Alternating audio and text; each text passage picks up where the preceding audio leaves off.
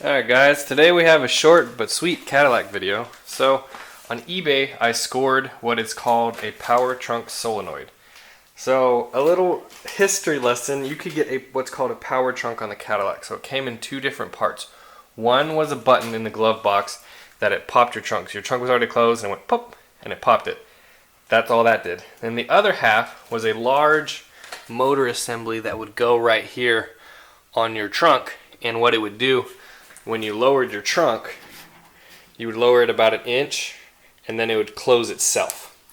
So those are the two halves of the power trunk assembly, and honestly I can't afford the $600 that most people want for the closer, but I was able to score this sweet solenoid on eBay for 75 bucks. In my opinion, it's totally worth it. So basically it's just the same kind of latch, has a provision for the door key, for the key, and all it does is this solenoid moves up like this and it opens the trunk for you. So here's a little video that I put on Instagram.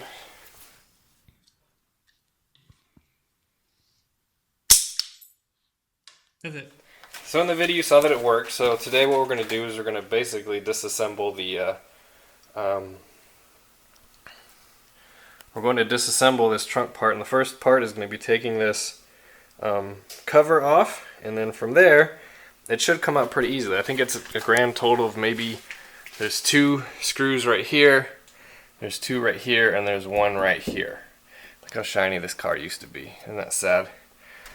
So we'll get it removed and then we'll pop the new one in and see how that goes. Here's a little better view of the trunk assembly. I've already taken out this piece.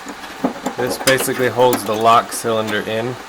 Now I need to take that out in order to get the main assembly out, because it has that little rod that runs into it. But other than that, I'll take this out and then I'll show you guys the two. So here's a little side-by-side comparison. They're a little bit different, but the function is basically the same. One's a lot smaller than the other. I would thought they would be a lot more similar than they are, but what's the important part is this catch part. That's the important part. That's what needs to be the same. Now I have a little bending to do. I don't know how these got bent like that, but I need to bend it so they match up like this, and it should be a pretty direct install. And looking at the fronts, they're similar. So it should work. And once I install it, we can test it out with the key before we shut the trunk. Here is the piece in place for the most part. Couple things. Pushing up through this way is the only way to do it. That's the only way it's going to go in. And then secondly, I noticed these plates are a little bit different. So I'm going to use this one because it's the correct one. And then other than that, it should just go straight in. So, and then after I put it in, we'll test it. Alright, here is the finished product. Let's see. You can see I got the lock cylinder in there. It's a little harder to put it in because that solenoid's in the way. But let's test it out before we close the trunk. So basically, that's what happens when you close the trunk. I'm going to turn the key and it opens. So it probably needs a little bit of lube in there. I'll spray some up in there. But now, let's see what happens when we close it. Hope we don't need to adjust anything. Yeah.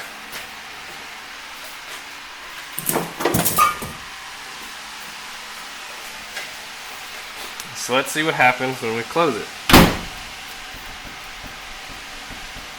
That's good. Opens just like it always does. Now, let's put power to it and see how it works. I don't have a button for the glove box yet, but basically you just run 12 volts to the button and then a wire from the button to this solenoid. Since it grounds onto the car through the trunk lid, it's a really simple install. But what I'm going to do is I will run a power wire out the back of the trunk and connect it to my battery, and then we'll go from there. I haven't found a button yet, so I'm going to do it with these little test leads, just to kind of show you guys what it's going to look like once it's done. Original buttons are stupid expensive, so I'll probably find something, but I have this lead connected to the ground and connected to the positive wire, that solenoid. So what I'm going to do is we're going to shut the trunk.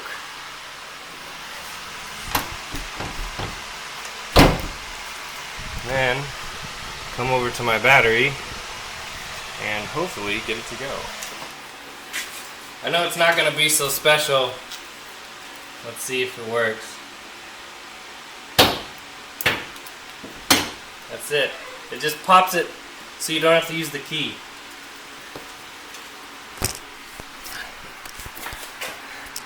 Alright, there you go. There's the power trunk latch. I mean, it just pops it. That's all it's going to do. Basically, all it does is it goes from this to that. That's all the solenoid does. So, in these newer cars like my wife's Hyundai, you pop it and the trunk raises up magically. It doesn't do that. It's just an unlatch button. That's all it is. So, a little video for you guys, but eventually I will hook it up to power and it will be awesome. So I hope you enjoyed it. Anybody want to buy me Cadillac trunk interior mats? That'd be nice.